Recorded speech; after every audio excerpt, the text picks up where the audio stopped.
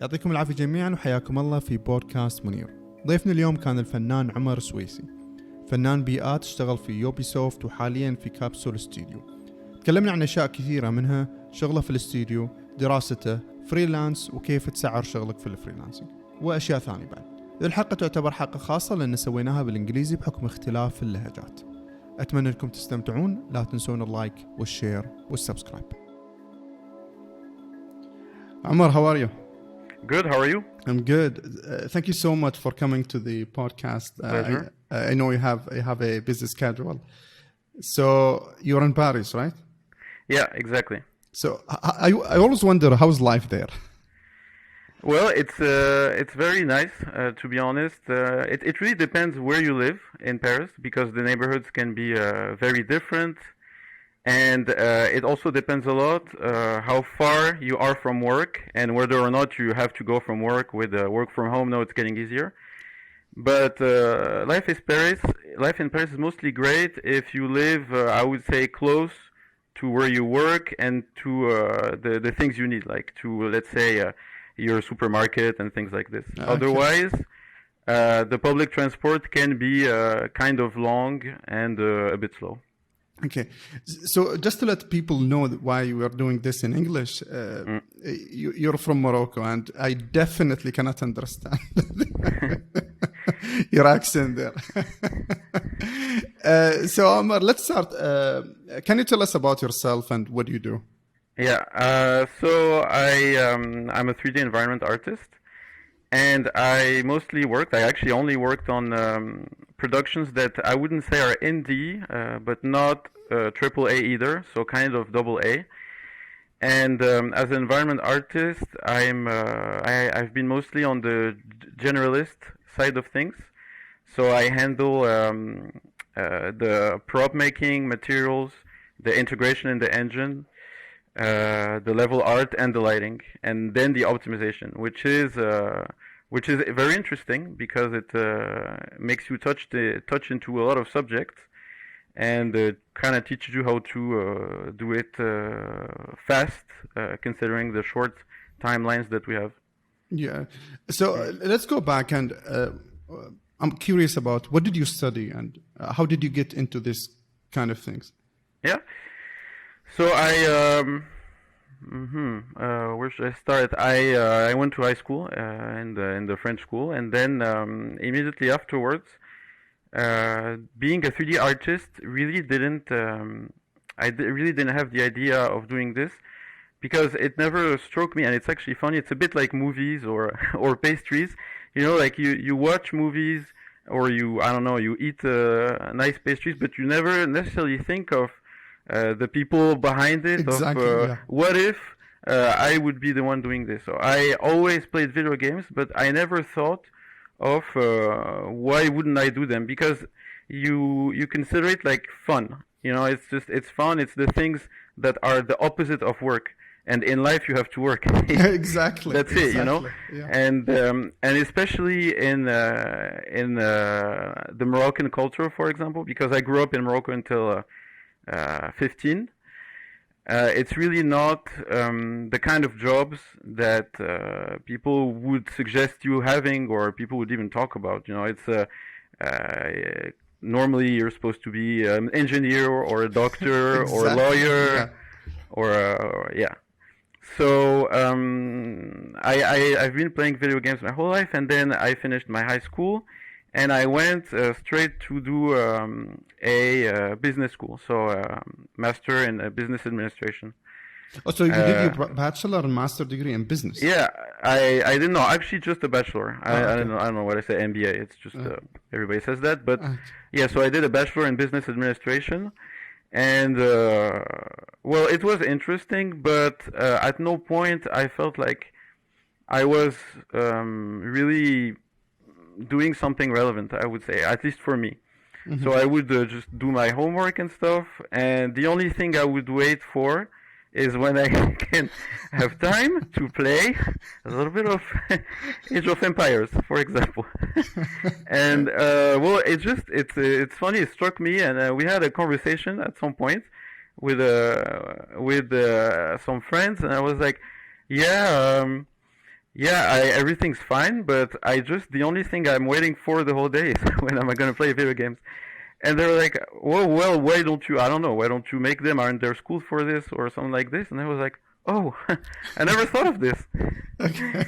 So after my bachelor in business administration, I went to a video game school in Paris. I did 3 years of bachelor. And right after this, I applied at Ubisoft, and it was my first job for 1 year and a half. I worked on a VR game, and right now I'm at Capsule Studio. Okay, so after you graduated, you did a bachelor degree in business. So did you have a job in business, or you went straight for the video game college? What do you call it? What is the name of the college? You can say it. It's the school in question is called LISA, LISAA, and it's if I would translate it, Institute of Applied Art. Mm-hmm. So it's like it's a design school, and you can specialize in 3D art in real time, so video game art. Okay, what I'm asking is, did you have a job, a day job in business, or just? I did get an internship after my business studies, like you're supposed to in France to graduate. And I was working through it, and it's at this time that I realized I wanted to make the switch. Okay, I did have a job, but it was short. Yeah, I do relate to that exactly. When you're working and doing something that you don't. You kind of feel that you're not doing the thing you're supposed to do. So I kind of relate to that. So anyway, in school, I'm curious about the materials that you're taking there. What kind of subjects you're taking there in school? Yeah. So the school was 3 years, and the first year we almost didn't touch a computer. We did only traditional art, so that would be things like watercolors, acrylics, ink, drawing with the pencil, anatomy, and stuff like this. And in the 2 next years, we were doing a generalist years, I would say, where we studied.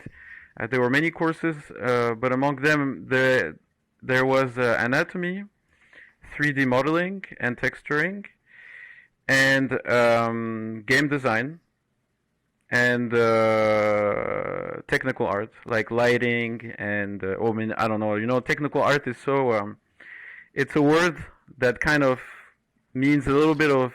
Exactly, yeah. It's like between every company, a technical artist doesn't really do the same thing. You have this guy who's going to be a rigger, and he's going to do rigs and some code on the 3D modeling software. The other one is going to do textures and shaders and stuff like that. Exactly. So we had this where the technical art was kind of considered to be, let's say, shaders and lighting, kinda, and blueprints, for example. And we worked mostly on Unity. No, actually, we worked on Unity and Unreal. They let us choose which engine we would use. It's just that we all started with Unity. Okay. So the first year traditional, and then the other years was 3D, anatomy, and technical art. Okay. Something which is people are always talking about is how useful is art school. From your perspective, I mean, I've heard this a lot, especially people even in the industry. They're saying I'm going to say the same thing. Can you tell me about that? Yeah. What I would say is it's all up to you. The thing is, you're going to go to a school, and I feel like those schools, since it's kind of a new subject, and it's getting a bit of a kind of a trendy, a bit commercial subject. It's very big in private schools. So you already, when you do this, you engage your money. Like you take a loan, or maybe you saved. I don't know, but you're paying for it. Not like other subjects in France where you can just go to public school, and in that case it's free, and it's pretty good. Mm-mm. So yeah, and for video games, public schools are very rare. There's I think I only know one, and they only teach masters actually. Mm-hmm. And I would say what you do, what happens, and the level is very different. You can go to one of those schools, and it can feel totally like it's a business. You know, they just try to get your money, and once you're in, they're like, here's a computer, and the teacher has 1 year of experience or just did an internship, and now he's teaching you what to do. Yeah, I mean, I'm being mean, you know, but not discrediting anyone. It's just like it feels. That's how it feels sometimes. Yeah, what I hear is a lot of people don't actually have an experience either in the film industry or in the gaming industry. Absolutely, like it can get even to the point where they have zero experience at all. That's one possibility, or the other possibility is they're teaching in the school since like 15 years, and the last job they had was 20 years ago, you know. So, you know, how do you keep up with the standards? I mean, new softwares come up every time. Oh, and this industry, 5 years back is almost irrelevant to now. In term of software and new technologies. Absolutely. So I'm saying. Go ahead. No, yeah, it's you have to constantly keep up to date. You know, like R&D is a big part of our jobs, and if you don't have time to do it at work, you have to do it at home. Yeah, definitely. So anyway, so you graduated from the art school, and then you applied immediately to Ubisoft. Absolutely. So a few things first. How did you apply, and what is the most? I mean, how many pieces do you need in your portfolio to apply? Well, I would say that's a tough question because it really depends on what job are you applying for. So the job I applied for was the name of the job was 3D artist, and the purpose of the job was to do hard surface models and integrate them in the engine and do the textures and the lighting and the optimization for VR. So what they were looking in my portfolio is exactly those things. Like, can this person do optimized hard surface space models for a VR games? At this point, when I applied, my portfolio, I think it had 3 pieces. There was one spaceship, one office environment, and one texture post. There's a post where I did many substance designer texture. There was those 3 things, and they were looking for a junior, so someone who's right out of school. It was the requirement. They weren't looking for an intermediate or senior artist. So they were expecting a rather light portfolio that proves that you can do what they are asking for. So how old were you when you applied? 24. 24. Okay. Yeah. So I'm always, as someone from outside the industry, I'm always seeing junior, senior, mid-level. So what does it mean to be a junior? I mean, what is the differences between you and the mid-level and the senior? I would say years of experience. Years of experience. Plain and simple, yeah. Age definitely doesn't mean anything, at least as far as I've seen. And well, if you have done, I would say it depends again on the companies and stuff. But I would say the first year or even the first 2 years you're a junior, and then intermediate for some years, and then senior. So. You mentioned age, which is a very interesting topic for me. Yeah. And I've seen this a lot. I had the same feeling that I'm still 27, and sometimes I think I'm old to get into the industry as a junior artist. So how does age play in the formula of being in the industry? I mean, does age really matter? I would say no.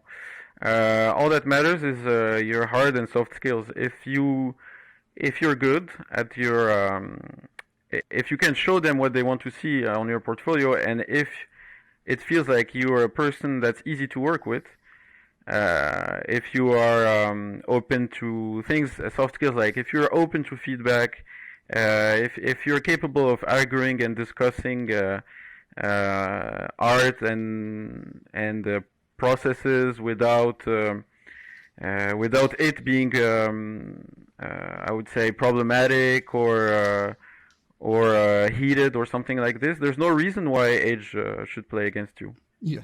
So in the interview, I've had a couple of people in the interview, and they were saying that when a company is interviewing you, they already made the decision to hire you, but they're trying to make sure that you're a normal. Crazy. No. Yes.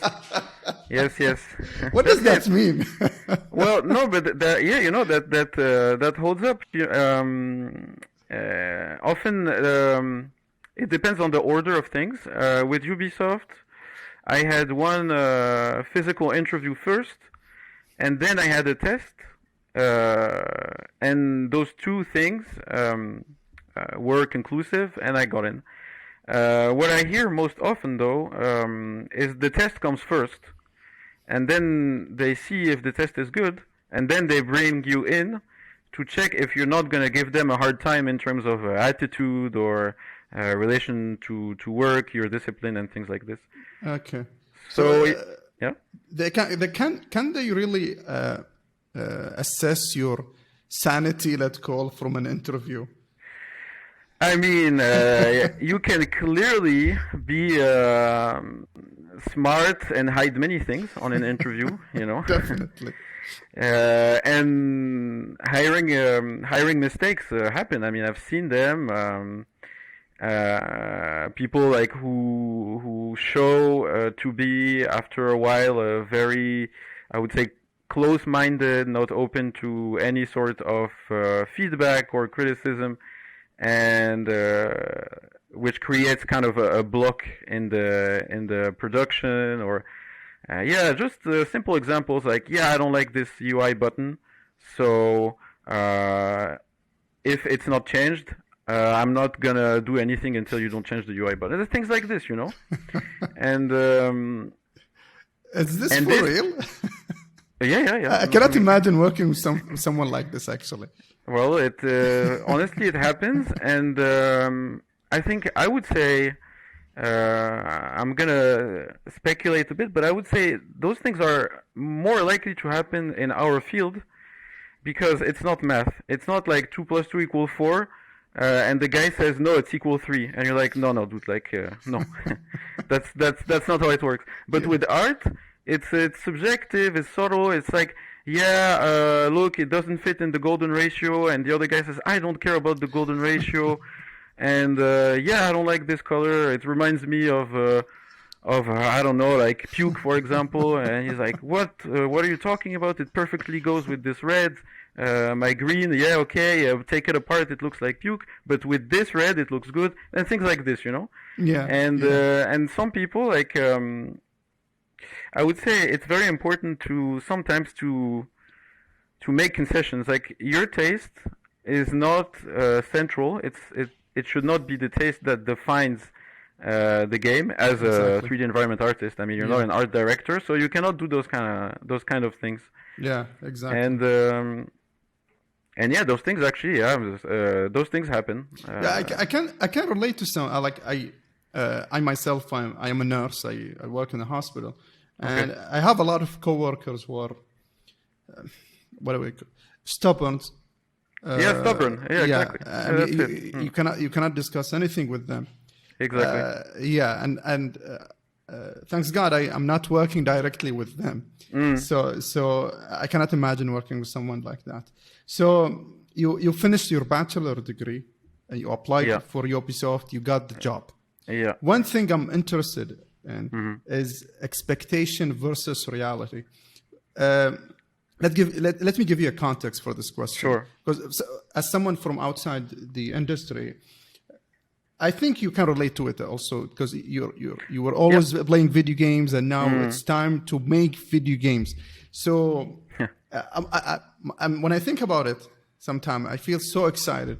But when I see people on the internet and the pressure they are having and the continuous need to be updated and to update their portfolio, personal work and stuff like that, it gave me a bit of anxiety, to be honest with you. Yeah. So what is it for you? Expectation versus reality? Well, for sure, it does happen once you get into the job you always wanted, that there are going to be moments where you're going to spend an entire day, maybe an entire week, maybe sometimes a few weeks, doing, for example, only collisions or LODs, Okay. or things like this. And well, I would say it's normal. You shouldn't feel too anxious about this. It's not a reason to be worried, because in the end, in every job, in life even, there are moments where you're gonna do things that you're not that interested in, or that are not fun, because after all, it's not always fun. Yeah, it's life. And it's life, exactly. And so, okay, let's say you have you realize we don't have enough FPS in the game, and the technical guy tells you, well, we're gonna have to cut the poly count of everything 10% lower or 20% lower, and this is what you're gonna be doing for the next few weeks until it's done in the entire game.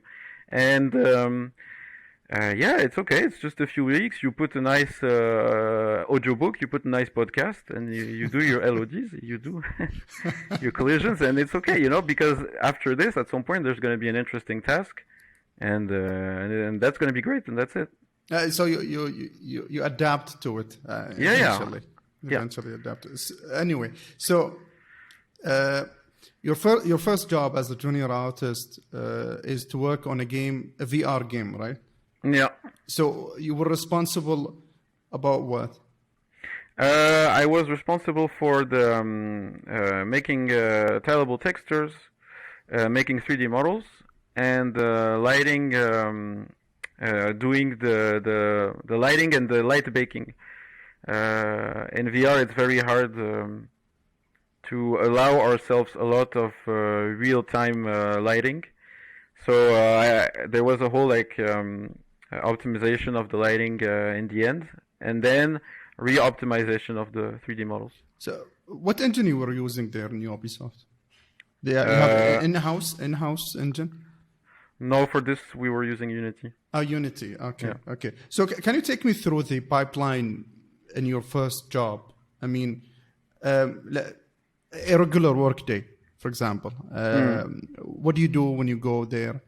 And a lot of people were telling me they are having a meeting, then we'll go to their PC and they're going to work, something like that. So what is the regular?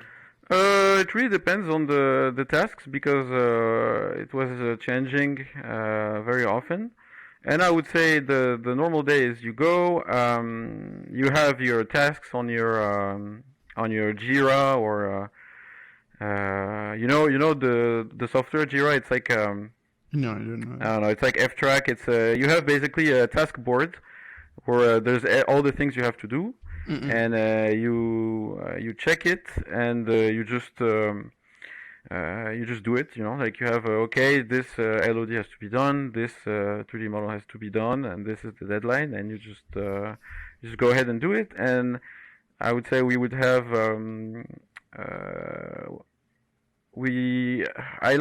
I try personally, that's my take on it. I like to minimize meetings because it's very easy to start doing meetings and to end up doing them all the time. Yeah. Because there's always going to be someone who disagrees and something that has to be reconsidered, and when you do this, it can be a huge waste of time. So the meetings I would keep them for something like once a week, a few hours, maybe an entire morning or something, but that's it. So all day long it would be 3D art production.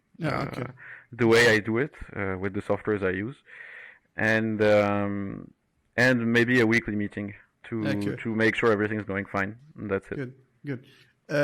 In terms of you've been there in Yobi, so you stayed there for almost a year, right?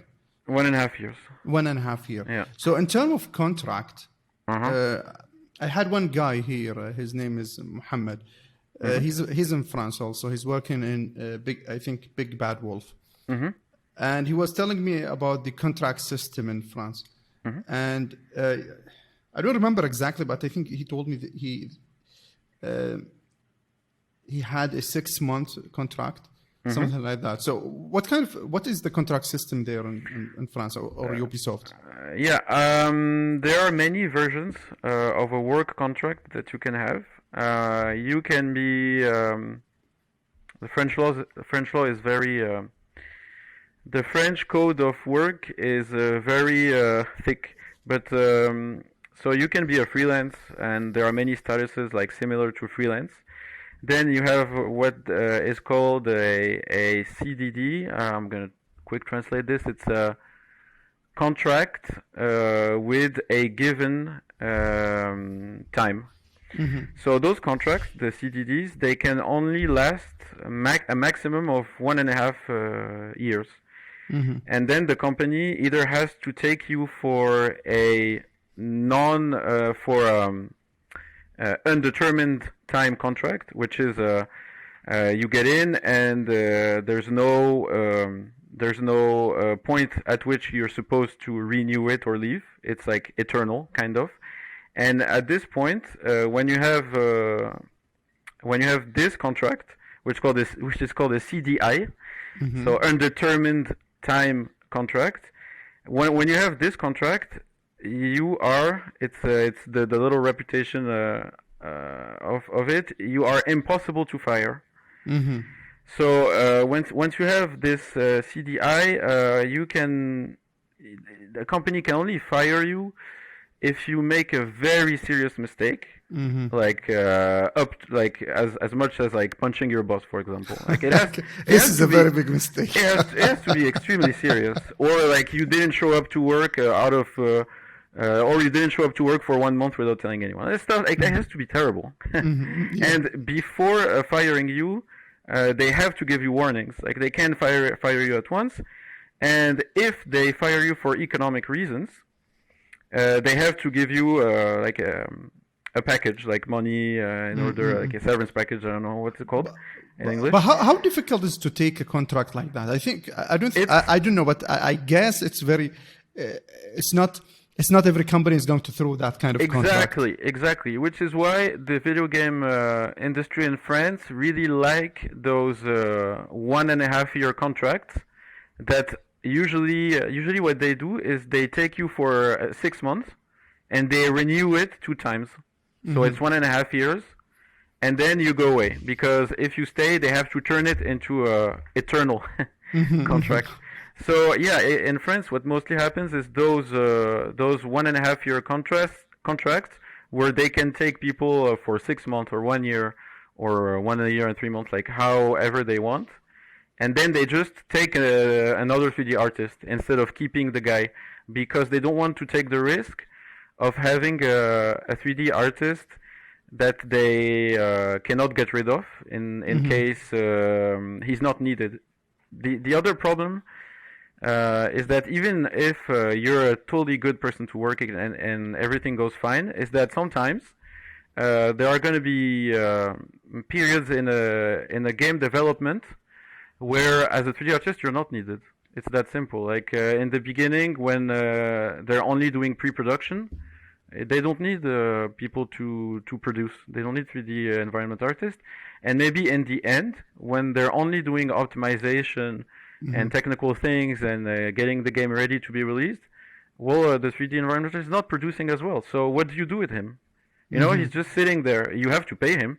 You cannot tell him go away. We don't pay you, because it's the law. You have to pay him. And video game companies, I feel they really love those contracts where they can just not pay the person and tell them to not be here when they don't have anything to do.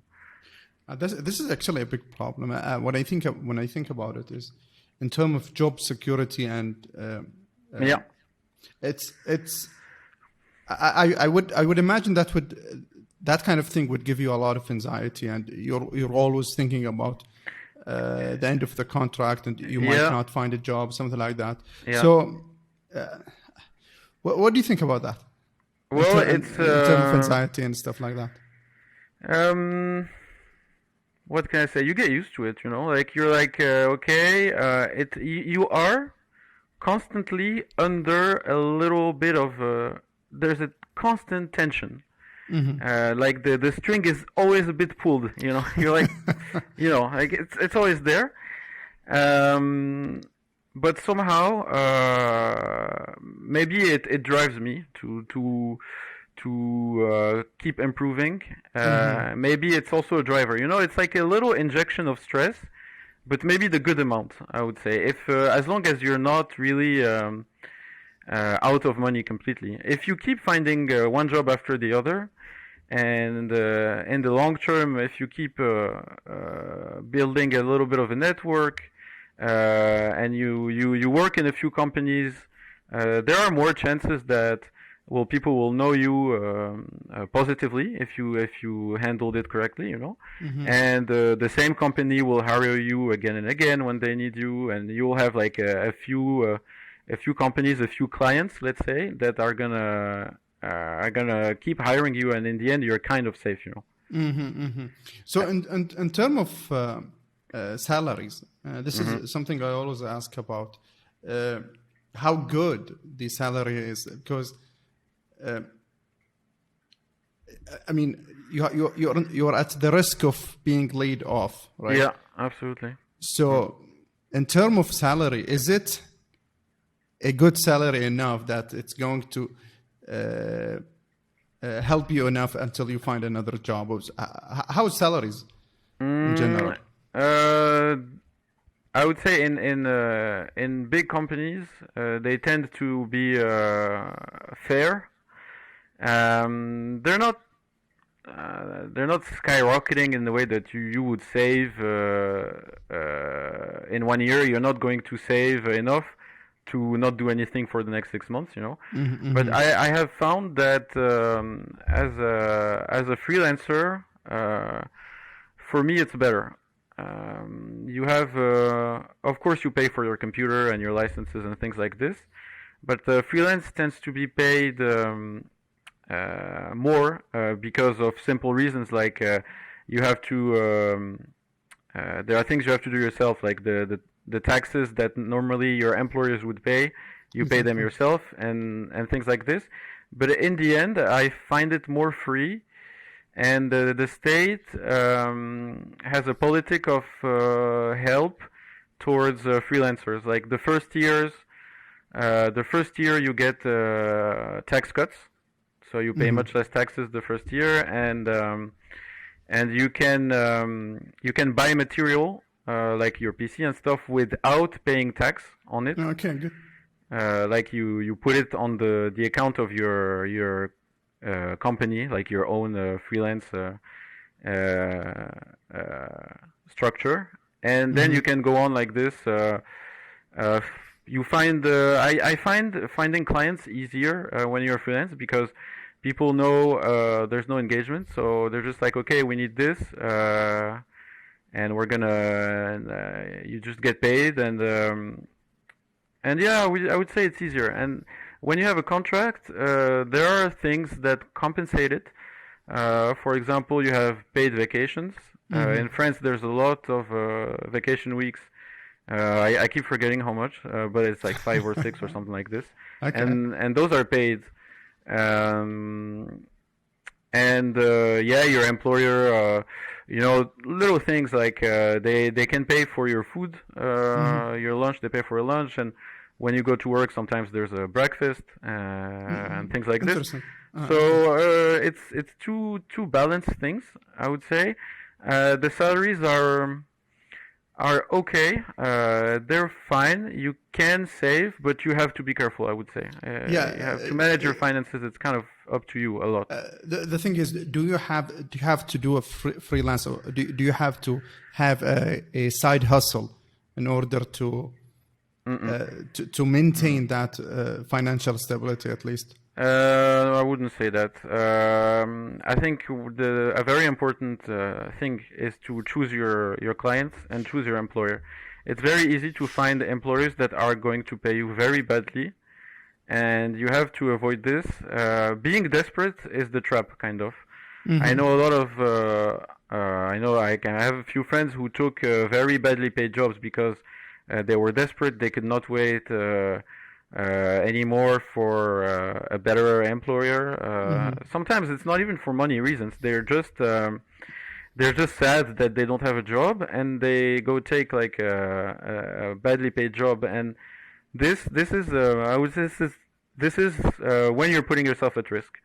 I think it's very important to make sure you have enough time for yourself to be as good as you can, as you possibly can, to work on your personal project and your own R&D. This time you need to have it in order to find good clients or good employers. Yeah, it is.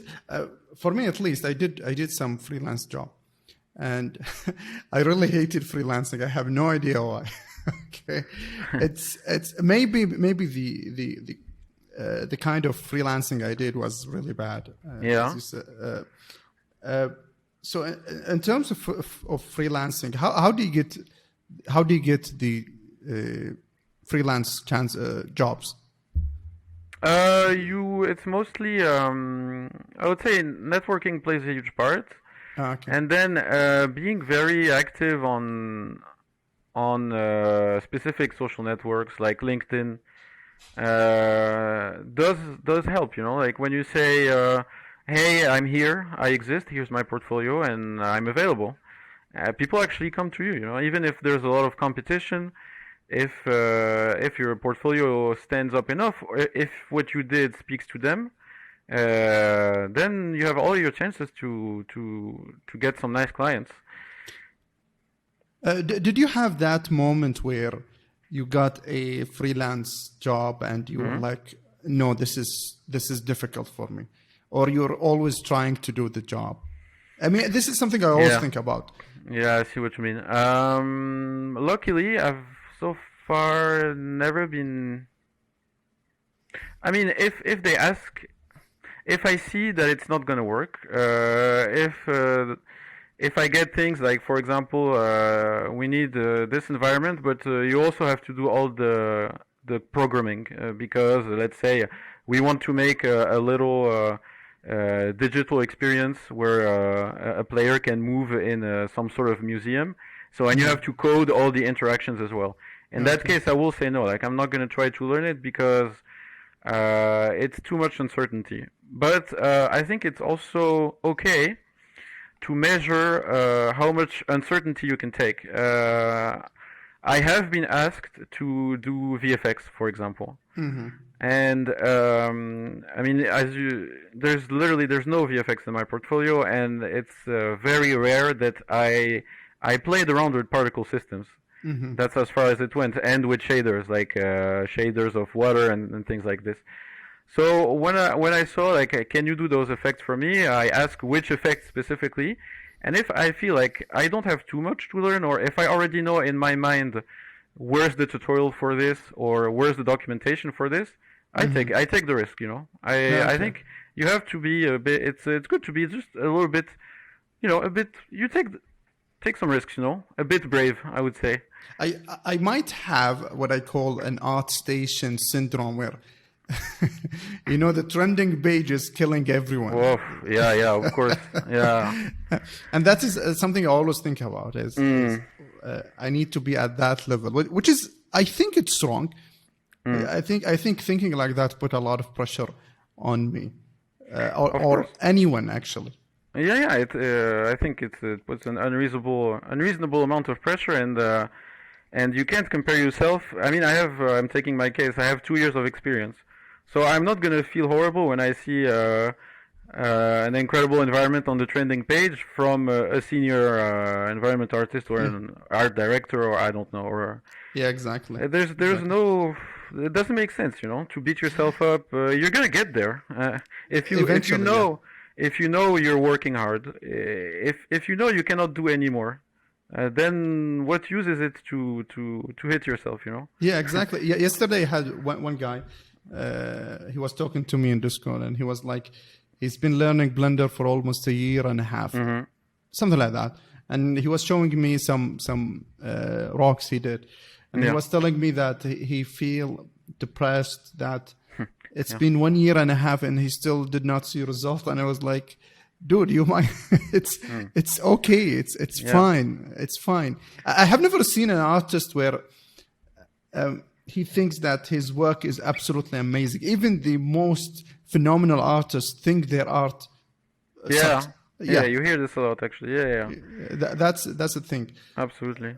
So in terms of in freelancing, one of the main problem I see is, I don't know the English term for that, but I think it's the price the money you're taking, how much they should pay you. I don't know the English term, to be honest with you. That when someone come to you for a freelance job, how do you determine the price they are paying you? I set my I have a daily tariff. So like 1 day of work costs this much, and when they show me what they want me to do, I estimate how many days it's going to take, and I just do the math and just tell them this price. But I would say the centerpiece of everything is my daily charge. Like, how much do I charge for one entire day working for 8 hours? Depending on your current job, I guess. Yeah. Okay. Yeah, exactly. This is actually a very reasonable formula. I did not do that. I mean, it's difficult. I cannot imagine. I cannot imagine charging someone for depending on my own job right now because of being a nurse. Yeah. So I think I did a bad job on charging for my services last year. I did. Maybe that why I hated freelancing. Okay. So anyway, so your contract is finished with Ubisoft. Then what did you do? And then I moved to this studio called the Capsule Studio, which is an outsourcing studio of they outsource trailers for video games. But my role there was to work on real-time 3D stuff. Oh, okay. So I did exactly game environment art for them. And it went on for pretty much the same thing as Ubisoft, actually, building entire levels from start to finish, delivering them, and that's pretty much it. It's as an outsourcing studio. Is there a big difference between being in Ubisoft and being in Capsule Studio as an outsourcing studio?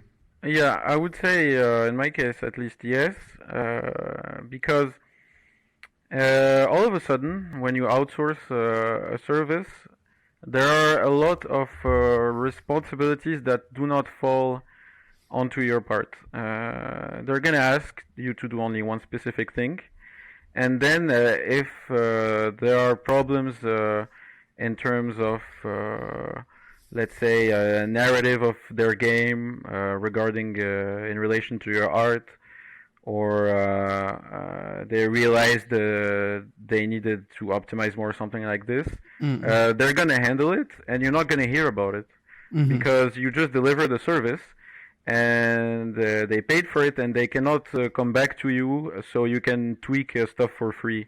You know, so there's this feeling when you outsource that you have I would say a lighter you feel a lighter impact and a lighter responsibility on the game you are working for. outsourcing for. Okay. You know, like it's like if you work, let's imagine a game, I don't know, Assassin's Creed. If you work as a 3D environment artist there, you're in the heart of the production. You're gonna see the game evolve under your eyes, and you're gonna be able to just go talk to. I don't exactly. I mean, at least in my case, I could go talk to the technical. I could go talk to the programmers. I could go talk to the technicians, to the narrative designers. When you're outsourcing, you can't do this. You can't go up to the guy who writes the story and tell him, since at this point this happens, maybe the light should be looking here. No, they're gonna just send you instructions. You're gonna do them, and that's it. Okay. So I was listening yesterday to a podcast from, I hope I don't butcher the name. I think it's Art Department podcast. I forgot the name actually. Okay. Anyway, and they were talking about the feeling lost as an artist. Have you ever felt that way? Because for us, it's always about improving. It's always about getting better. It's always about doing more and more and more. And sometimes it feels overwhelming, and sometimes you just want to just throw it all away and just live your life. And how was that for you? Have you ever felt like that before? Yeah, like I was drowning in too much useless stuff. I would say I did feel like at some point I was really sick of doing the exact same task the whole day. You know, there are tasks in video game development that can get really repetitive. Like, for example, I said it, like LODs and collisions, but even level art things. Like, there's going to be a street here, and you just have to place let's say the grass on the sides. You're gonna place by hand the grass on the sides, or here's a block out. The entire level is gonna be made out of bricks or rocks, or I don't know. So you're just gonna only place rocks for a super long time, and you have to. And there's a lot. Like it's huge, and you have to do it fast. Yeah, exactly. So you have an enormous environment, and you have to make all those block-out walls disappear with the exact same prop for optimization reasons or whatever, you know. And you just do it, and you have to deliver it on the same day. And you're like, whoa, this is like 3 days of work. I have to do it straight now. Okay. It's a tough day, you know. But I think it's when you have those episodes, if you can, and in my case I did it, it saved me to share the burden with the team a bit. Like, for example, if and this is very, I think, much more possible in AA or even indie productions, kind of like what I worked on. So you're like, you have this friend who's doing something a bit more interesting. I don't know, like, for example, the lighting.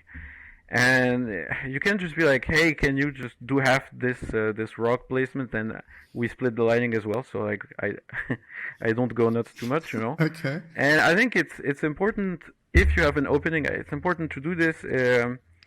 It's important not to suffer alone in your corner. Reaching out, asking for solutions. Can bring nice surprises. Like you can help, you can get help. It's okay. And I found that in those situations, it really helped me to kind of split the task or not do the same thing the next day. So like try to put it maybe one on, one off, or things like this, if possible. Or at least if it's impossible, you do everything, but you try to make it so that your next task is is kind of more healing, mentally speaking. Yeah. So in the end, it's also important for your employer because if you're broken, you're not going to be effective. Exactly. I mean, you can go through things against the wall through pain and suffering, and it's going to get there. But at some point, you will break. So it's important to manage this balance. Yeah, exactly. Which is very, I think it's very difficult. It's not easy. Yeah. But burnout is a real thing. I mean, definitely as my job as a nurse, I think nursing has one of the most highest rate in burnout.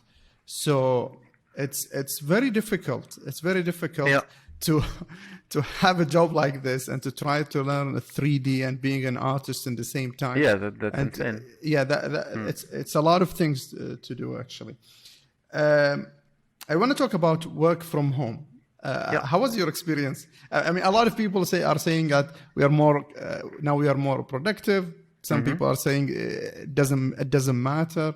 So how was the experience for you working from home? I could be effective, even more effective, I would say, because I would live by my productivity hours.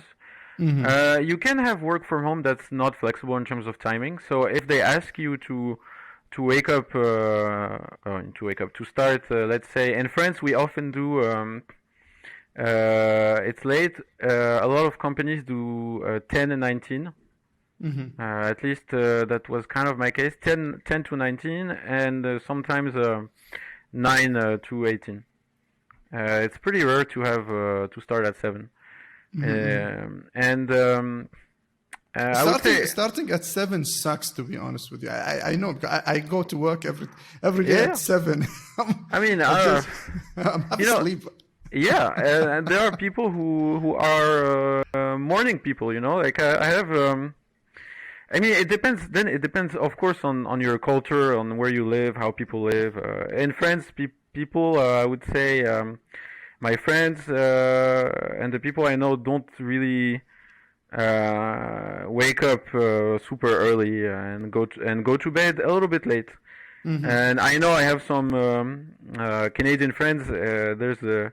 I've heard like fun facts. Like I have a friend. He's not a 3D artist. He's actually he works in a farm. Like so, they have those hours where they go to bed at 9 p.m. and they wake up at 4 or 5. I could never do this. Yeah, but, so much. And to come back to work from home, I would say to me it definitely improved the productivity for 2 reasons. The work hours were flexible. I had something I had to do in one day, and I could do it whenever I wanted. It just had to be done by the next morning. Okay. So in the end, if I want, I can work at 4 a.m. As long as it's delivered for the next day at 10, it's fine. And this really made it easier for me. And the other thing is, even in the case where the company gives you their hours, you skip the public transport. In Paris, public transport is like, honestly, it's like going to war. Like God. I took some pictures. But at some point, look, to give you some context, in France, people mostly live outside. In Paris, sorry, people mostly live outside the city. And they often have to take this specific train that's not the metro, but it's that train that goes. It's not a metro because it goes outside the city. It links the metro system to the outside suburbs, and everybody takes this train. Literally, this exact train goes through. God. Like it's insane. Like this train, like it goes through the neighborhood, the suburbs of people who have, let's say, a salary between 30 to 60K. It crosses all those suburbs, and then it crosses all the neighborhoods of Paris where there are offices, kind of. So literally, everybody has to take this train, and at some point there are strikes. Oh my God. And instead of having the normal amount of train, you have like 20%, for example. Okay. Or just 10%, or 50, or not at all. And in that case, you have no other choice than to go in the train, to push people, and to feel like you're in a sardine box, you know, those those tuna boxes, or I don't know, that's how it feels. And This is it a takes, good metaphor for this. yeah. and How long it's does the long. ride like this take? It takes 1 hour. I mean, it depends, my of God. course, where is your suburb, where is your work, but on the average time you spend in this train is 40 minutes. So honestly, like once you take this off your day, because it's not even one way, it's back and forth. Once you take this off your day, you free 2 hours, and let's say you also non-negligible. You also remove a mental strain. Like you take 2 hours, and maybe you take 2 more hours of mental health. You know. Yeah, exactly. I cannot you imagine feel better. going there. No. Exactly, and then no, this is incredible. And then on the less positive part of work from home, it does feel lonely. Like at some point, if you're sensitive to the presence of other people, if you like to talk, if you like to when you do your work, to show it to the other people so they see it.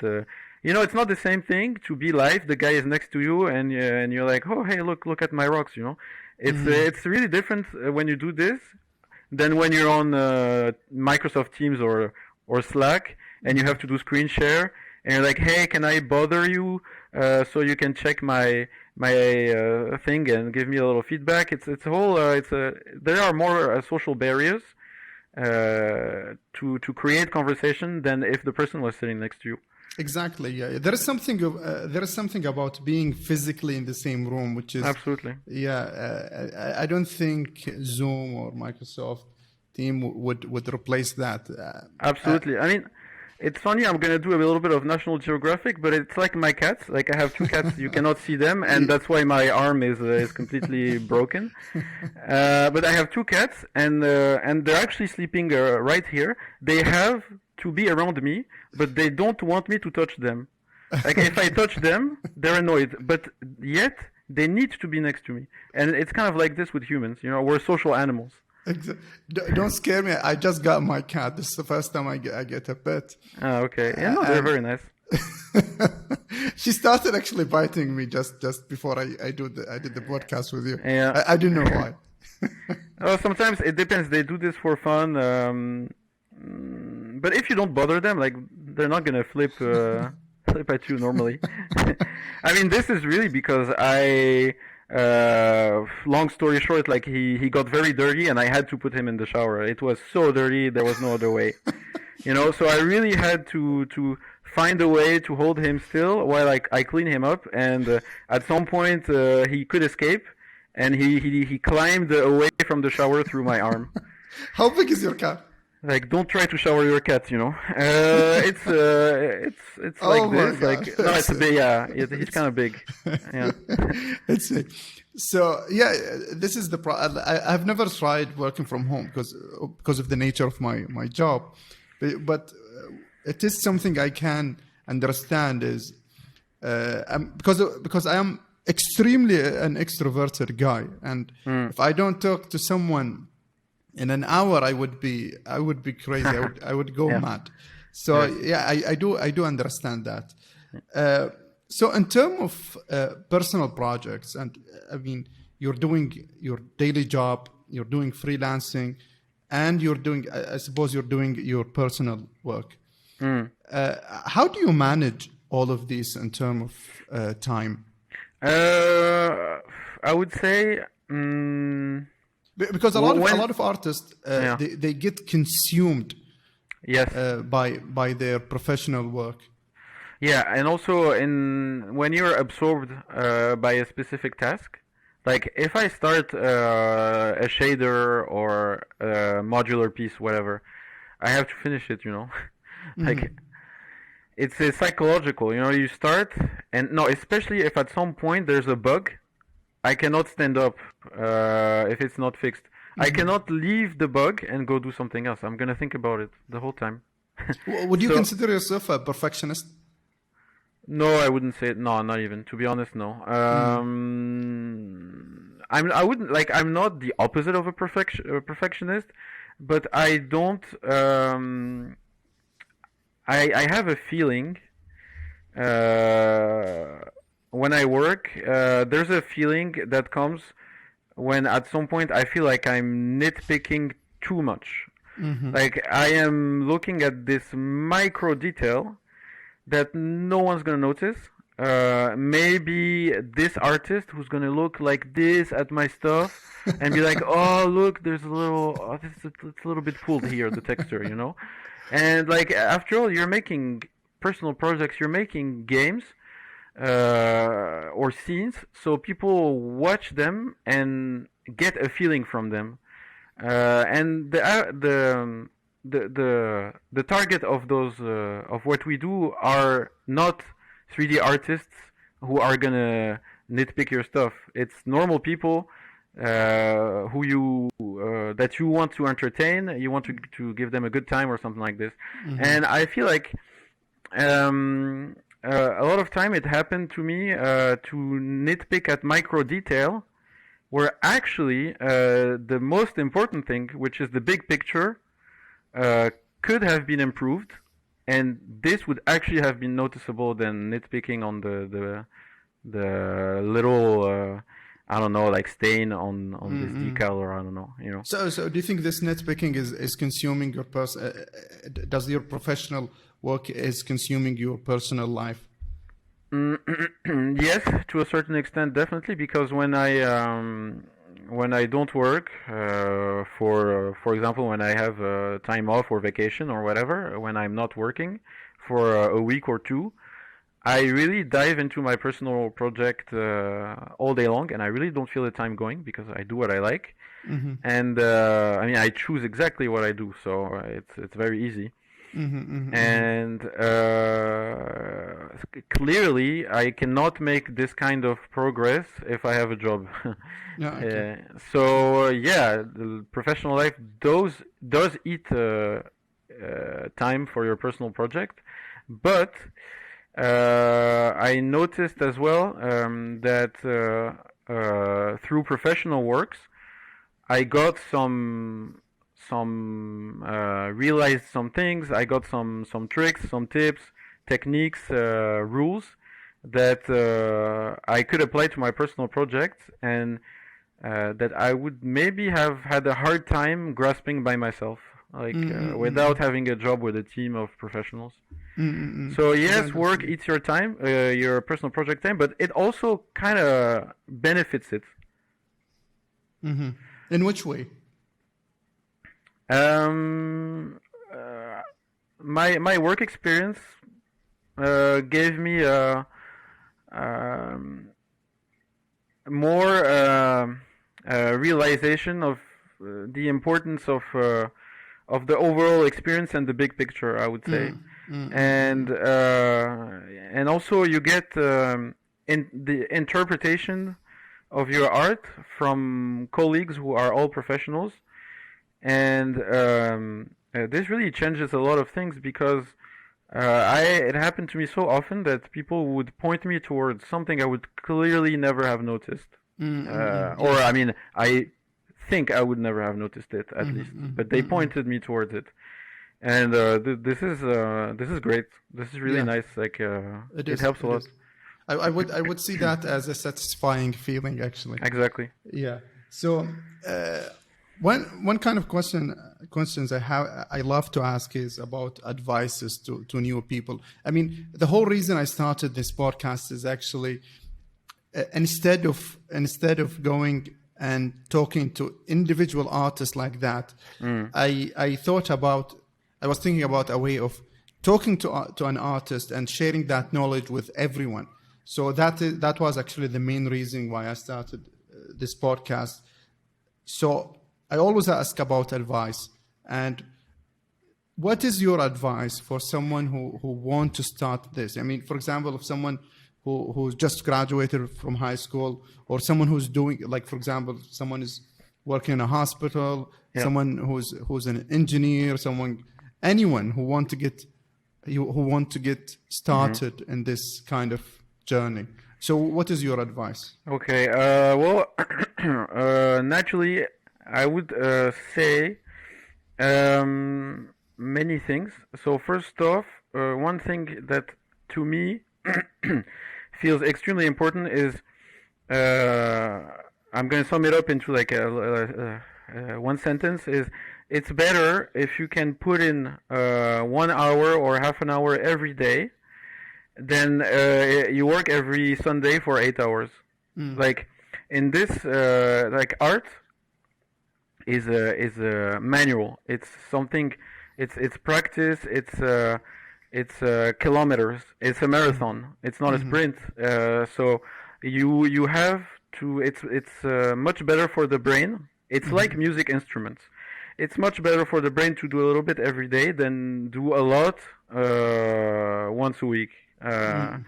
This and then of course do as much as you can. I'm not saying do just half an hour every day.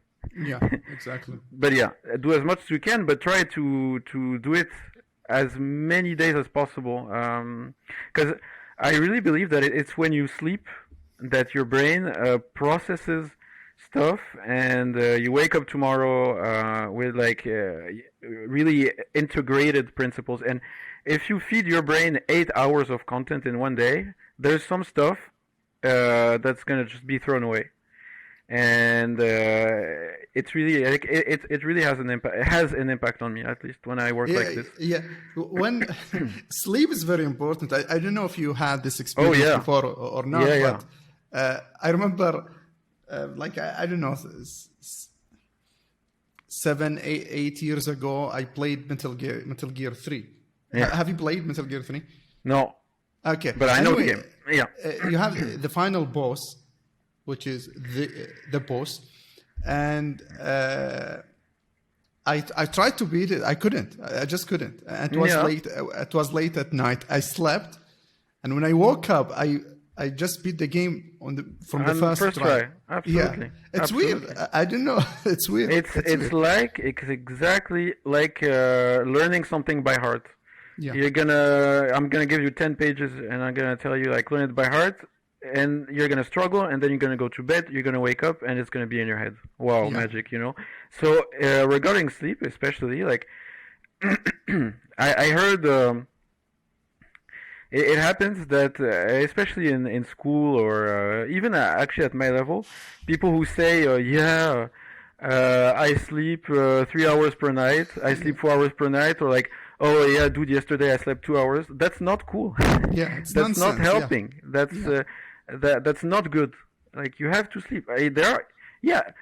Apparently there are some people who in the world only need 4 to 5 hours. Sure.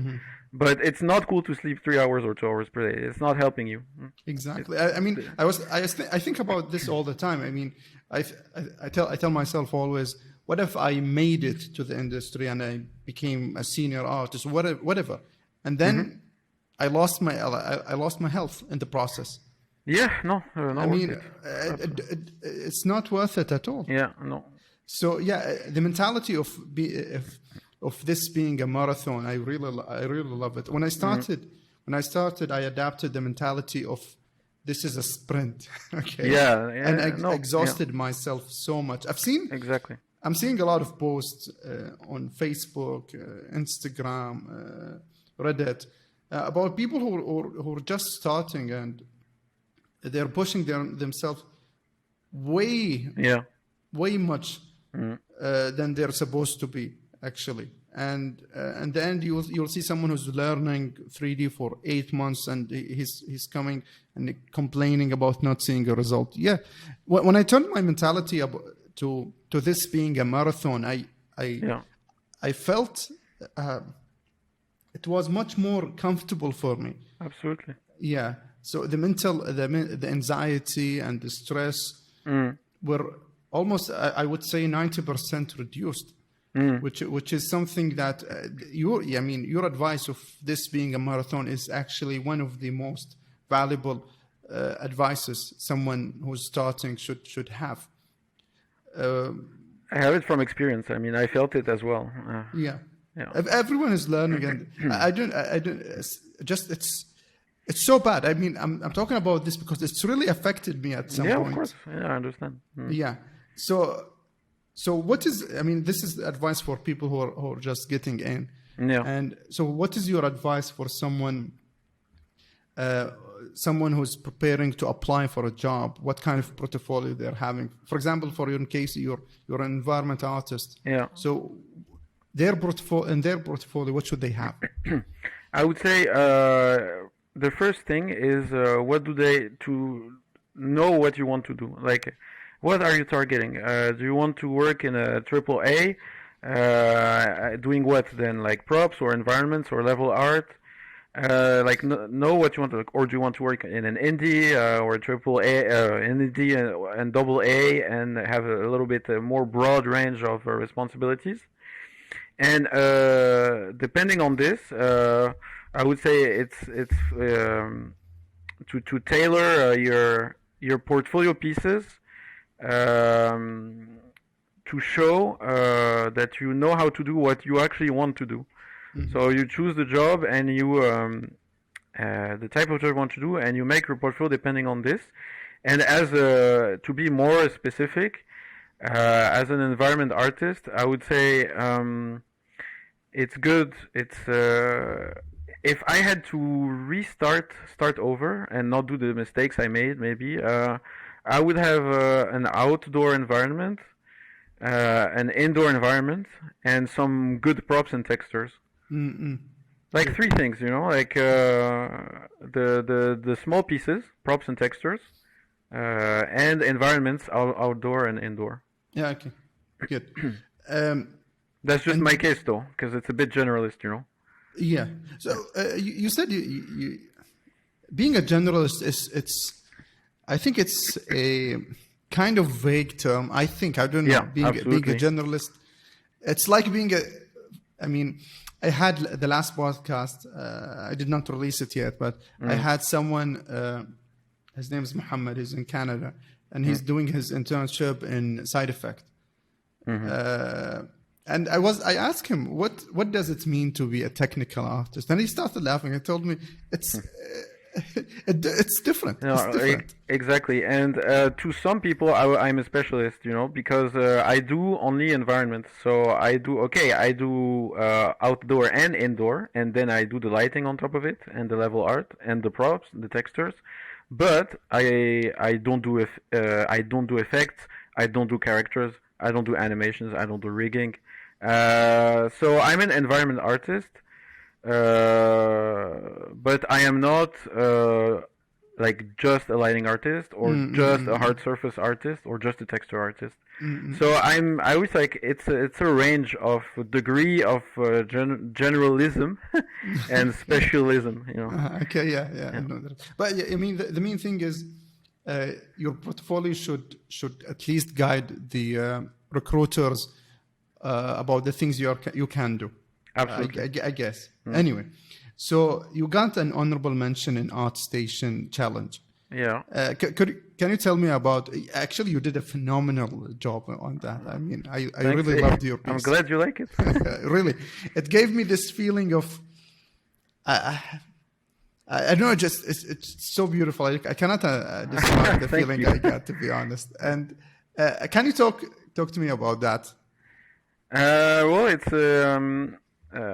it's exactly. I took it exactly the way we were talking before about a marathon or a sprint or something like this. The way I did it is I worked on it every day, but not excessively. Like I was doing a few hours every day. After work, sometimes I would have just 1 or 2 hours in front of me. Mm-hmm. And on the weekends, I would be like, okay, let's give it today. Let's give it 4 hours. And at some point, there were parts where I was extremely motivated to iterate and try everything. I could spend like 12, 13 hours on it straight, but out of pure will and motivation. Like I didn't force myself. So it's really something I worked on slowly and progressively. There were a lot of things I did not know about, a lot of specificities in the lighting, for example, side of things. Before this, I was not that, especially on Unreal, because the lighting I did in other games was on Unity and so lighting on Unreal was kind of an introduction to me, and also this is actually something I really love, is learning something in the process of making your own personal. This is going to stick. Yeah. Right. Absolutely. A lot of people are watching tutorials just for the sake of watching a tutorial and just and that's an amazing thing, actually, learning something through the process of doing your personal project. It's really the only way I learn, actually, to be honest. Every time I follow a tutorial, I make sure that at the same time I'm doing something that answers to what the tutorial is teaching. I can't just binge watch a tutorial like a Netflix show. It's cool, but it's a bit less. Interesting. I mean, it's not following some. I don't know. I mean, I struggled with this myself. Just in the end, I got to do my own thing. Otherwise, I'm not going to learn anything. Absolutely. So, can you take me throughout in a project like this? What do you do usually? You do the block out, the. There's a whole phase normally where I dig for references and things like this. And when I look for references, first off, I spend a lot of time doing it. And it keeps going throughout the project. But I start by putting next to each other, not necessarily images in the first moments, not necessarily images that relate to the production, but images I like. I put more like mood images, like paintings I like. I put some movie shots, some photos, and I put them together, and I try to create just on PureRef or Miro or Photoshop, whatever. I put them together, and I try to create the mood I want to feel when I work through the piece. Like whether it's greatness, fear, pride, openness, whatever. So like I create like a mood board basically. And after this, I go more deeper in the references. Like for example, if the scene like this one was mostly made out of coral and sea plants, then I would pull some references of sea plants, see how the textures are and things like this. And then I would very quickly have a general picture. Like the block out is really great because it helps me have an overall image of it, and actually all the all the core things, in my case, very often are already here on the block out. Like the lighting intention.